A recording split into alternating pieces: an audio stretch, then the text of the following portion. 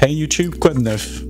Ça fait longtemps que j'ai pas fait de vidéo, je sais. Je vous avais dit que j'en referais, puis j'en ai pas fait. Mais c'est pas grave, parce que j'ai quand même mis du temps à faire cette vidéo, à trouver ce qui me plaisait, et trouver peut-être un format qui m'allait. Et je pense que j'ai trouvé un truc qui me va. Aujourd'hui, on va parler d'un sujet qui m'a pas mal touché, et je ne parle pas de mes années de catéchisme, j'en ai pas eu. On va parler d'un truc que j'ai vécu, c'est pas une expérience de tout repos. C'était clairement nul. Je vais vous donner les leçons que j'en ai tirées, et vous donner tous mes conseils pour limiter la casse. Le sujet, c'est la dépression, donc c'est pas forcément drôle. Et si je te fais cette vidéo, c'est que je suis passé par là. Je sais ce que c'est, je sais que c'est dur. Et toi qui regardes cette vidéo, tu dois probablement lever les yeux au ciel et te dire « Mais qu'est-ce qu'il me raconte encore celui-là » T'es aussi probablement en train de te dire « Tu sais pas ce que je vis ». Bah si, justement, je sais. Stop l'auto-victimisation et rappelle-toi que tout le monde passe par des moments compliqués dans sa vie. Et petit disclaimer, il est souvent nécessaire de consulter un professionnel de santé mentale pour avoir un traitement adéquat. Si tu as une dépression sévère, c'est pas avec moi que tu auras un traitement. Alors, la dépression, qu'est-ce que c'est?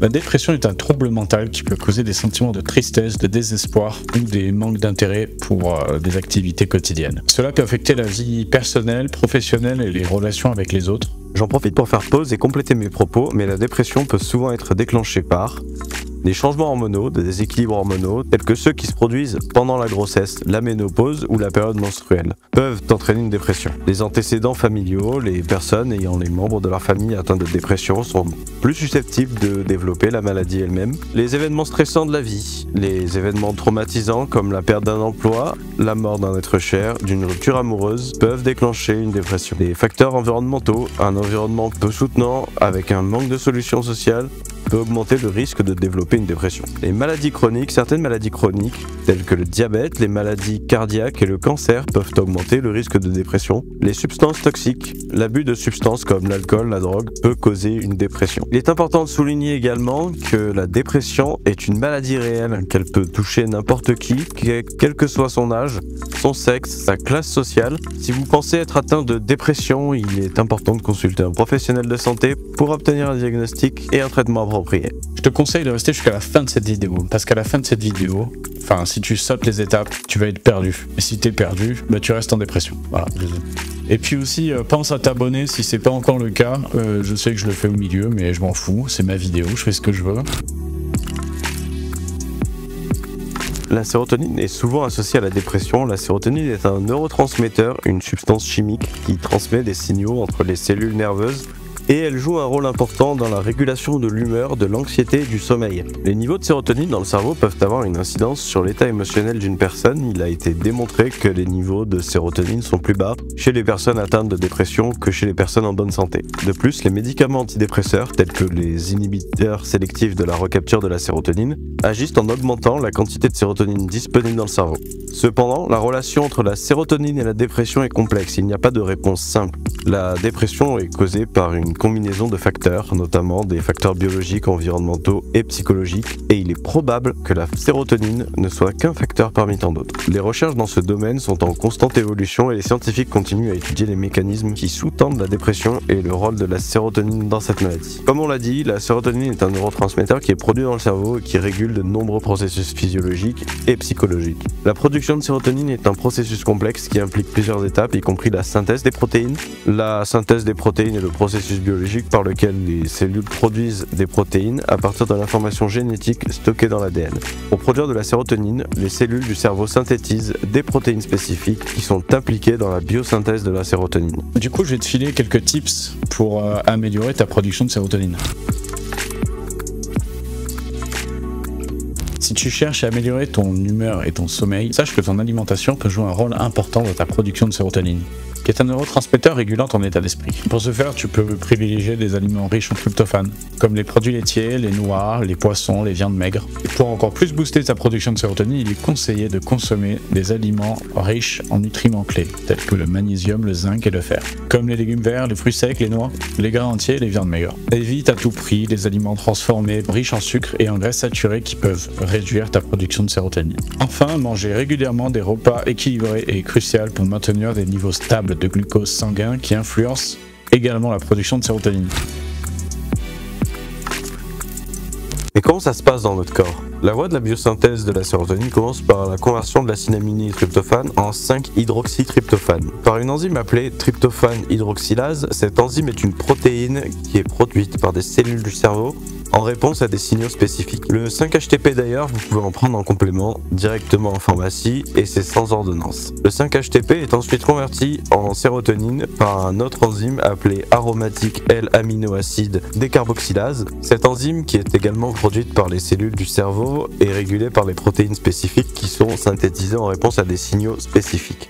En fin de compte, la synthèse de protéines joue un rôle clé production de sérotonine en permettant la production des enzymes nécessaires à la conversion des précurseurs de la sérotonine en sérotonine elle-même. Il est important de noter que de nombreux autres facteurs peuvent affecter la production de sérotonine, notamment le régime alimentaire, l'exposition à la lumière du soleil, le stress, les niveaux de certaines hormones dans le corps. Cependant, la synthèse de protéines est un élément essentiel de ce processus et elle est cruciale pour que les cellules du cerveau puissent produire de la sérotonine.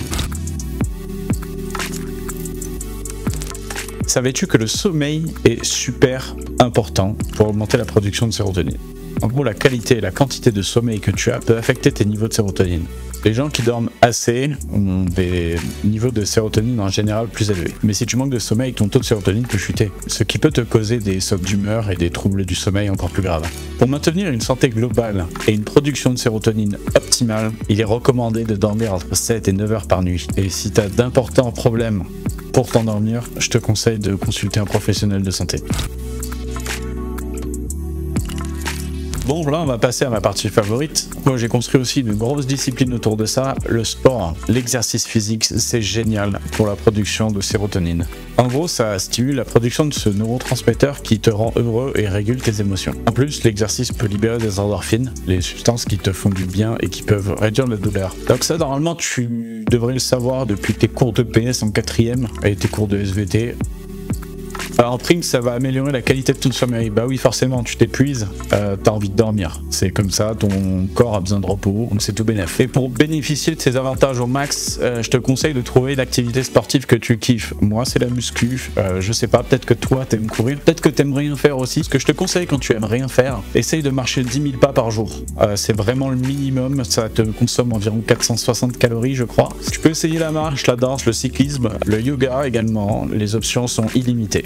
Bien sûr, si tu as des problèmes d'ordre physique, je te conseille de consulter encore une fois un professionnel de santé qui saura mieux te conseiller que moi. Il est très important de se connaître sur le plan psychiatrique pour mieux vivre avec les autres et avec soi-même. Voici quelques raisons. 1. Comprendre ses propres limites et besoins. En connaissant ses troubles psychiatriques ou vulnérabilités, on peut apprendre à mieux gérer ses émotions et à identifier les signes précurseurs de crise ou de rechute. Cela peut aider à mieux gérer son quotidien et à éviter des situations qui pourraient aggraver les symptômes. Favoriser la communication avec les autres. En étant conscient de ces troubles psychiatriques, on peut être plus à l'aise pour en parler aux autres et pour expliquer ses besoins. Cela peut aider à améliorer tes relations avec des amis, la famille et les collègues, en évitant les malentendus ou les jugements hâtifs. 3. Trouver des traitements adaptés. En se connaissant sur le plan psychiatrique, on peut comprendre les traitements qui peuvent t'aider à gérer les symptômes. Ou alors travailler avec des professionnels de santé mentale pour trouver des traitements adaptés, ce qui peut améliorer la qualité de vie et favoriser le rétablissement. 4. Éviter la stigmatisation. En étant conscient de ces troubles psychiatriques, on peut mieux comprendre les préjugés et les stigmates qui peuvent y être associés. Cela peut aider à éviter l'autostigmatisation et combattre les idées fausses qui sont souvent associées aux maladies mentales. 5. Favoriser la croissance personnelle.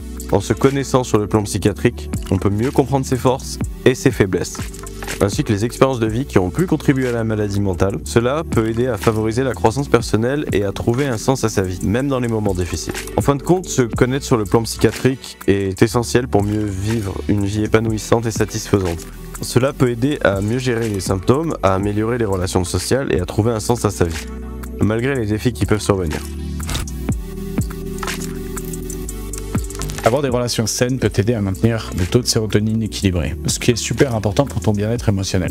Les relations positives offrent un soutien émotionnel, stimulent la production de sérotonine et renforcent la confiance en soi. Si tu as des difficultés à établir ou maintenir des relations positives et saines, encore une fois, discute avec un professionnel de santé mentale.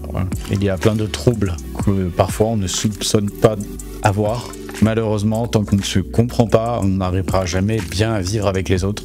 Donc je te conseille d'aller voir un professionnel de santé mentale qui saura encore une fois mieux te renseigner que moi. Voilà, on arrive au bout de cette vidéo. N'oubliez pas qu'il n'y a pas de solution miracle pour sortir de la dépression, mais chaque petit pas compte pour avancer dans la vie. J'espère que ces conseils vous auront été utiles et que vous allez pouvoir vaincre la dépression petit à petit.